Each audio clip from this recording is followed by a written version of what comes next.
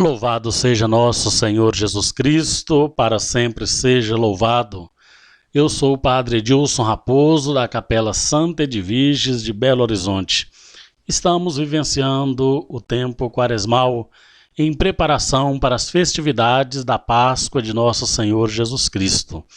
Neste segundo domingo da Quaresma, vamos meditar sobre a transfiguração de Jesus diante dos seus discípulos no alto da montanha. Reflexão do dia. Evangelho de nosso Senhor Jesus Cristo segundo São Mateus. Naquele tempo, Jesus tomou consigo Pedro, Tiago e João, seu irmão, e os levou a um lugar à parte, sobre uma alta montanha. E foi transfigurado diante deles. O seu rosto brilhou como o sol, e as suas roupas ficaram brancas como a luz. Nisso apareceram-lhes Moisés e Elias, conversando com Jesus. Então Pedro tomou a palavra e disse: Senhor, é bom ficarmos aqui. Se queres, vou fazer aqui 3 tendas, uma para ti, outra para Moisés e outra para Elias. Pedro ainda estava falando, quando uma nuvem luminosa os cobriu com sua sombra. E da nuvem uma voz dizia: Este é o meu filho amado, no qual pus todo o meu agrado. Escutai-o. Quando ouviram isso, os discípulos ficaram muito assustados e caíram com o rosto em terra.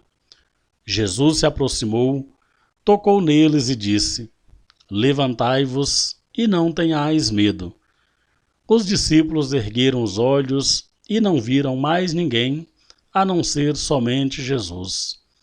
Quando desciam da montanha, Jesus lhes ordenou: Não conteis a ninguém essa visão, até que o Filho do Homem tenha ressuscitado dos mortos.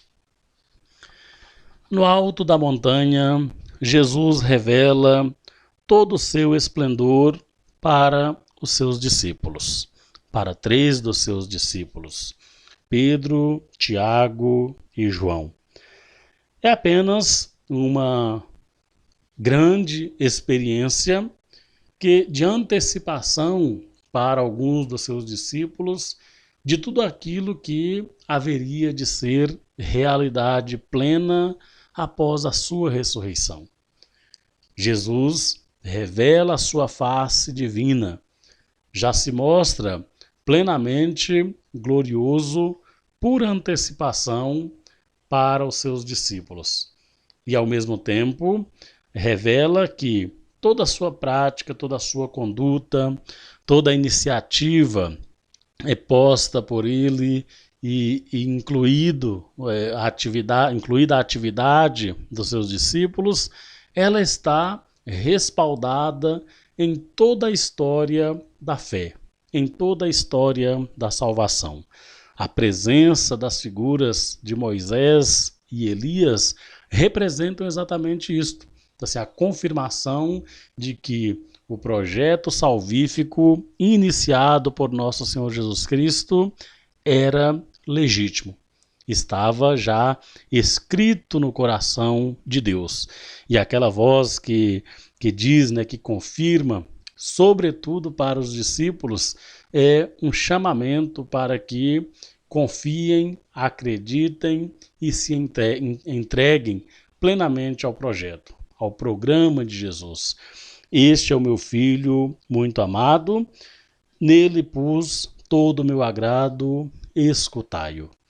Meus irmãos, minhas irmãs, esta experiência vivenciada pelos discípulos de Jesus, e aqui a Sagrada Escritura nos revela um momento pontual, mas certamente devem ter experienciado muitos outros de revelação da face divina do Senhor, tem muito a nos ensinar, porque é um convite para que também nós possamos traçar o nosso caminho de fé, traçar o nosso caminho de cristãos, confiando plenamente naquele que dá origem a tudo isso, a Jesus Cristo como projeto salvífico do Pai.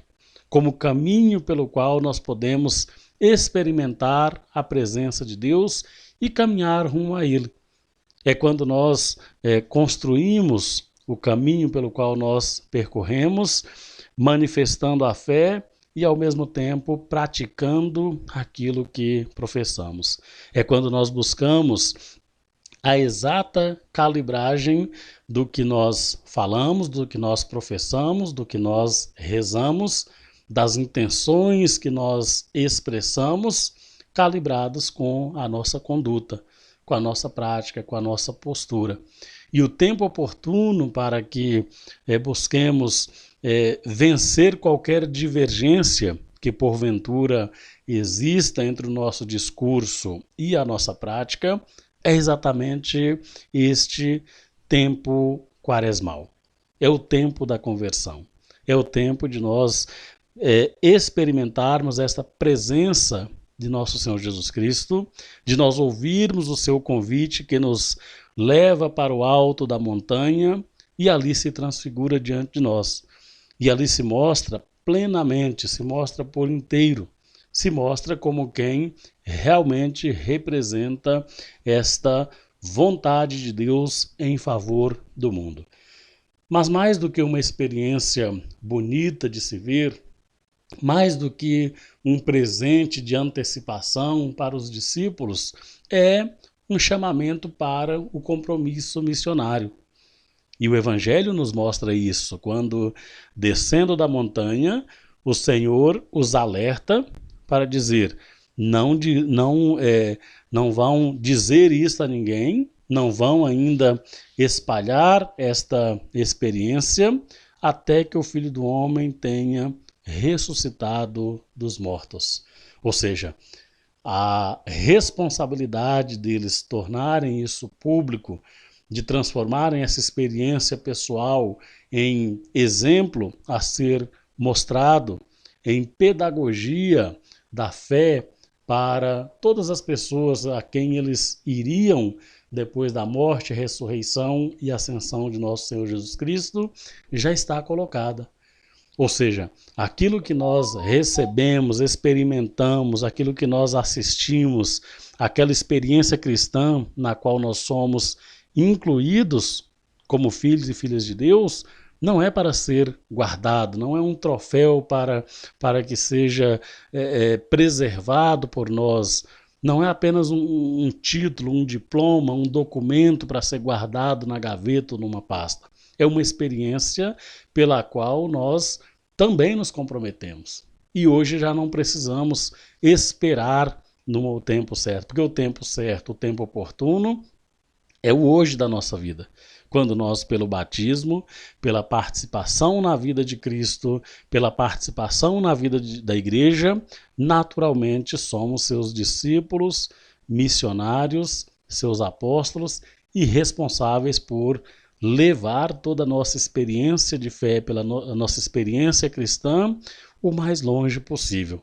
É o atendimento à missão colocada por Cristo. Que nós busquemos vivenciar este tempo quaresmal como um tempo oportuno para fortalecer a nossa experiência de Deus, a nossa experiência com Cristo. Oremos. Ó Deus, que nos mandastes ouvir o vosso Filho amado, alimentai nosso espírito com a vossa palavra, para que, purificado o olhar de nossa fé, nos alegremos com a visão da vossa glória. Por Cristo nosso Senhor. Em nome do Pai, do Filho e do Espírito Santo. Amém.